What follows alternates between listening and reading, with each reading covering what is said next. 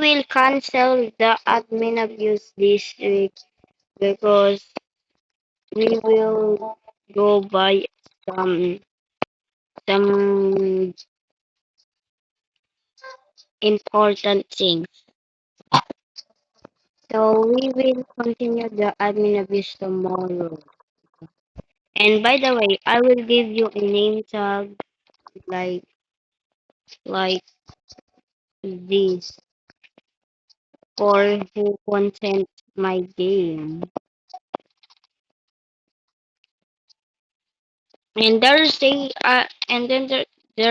content creator panel which is this. It's only for server, guys. It's only for server, not global. So yeah. Bye. See ya. See ya.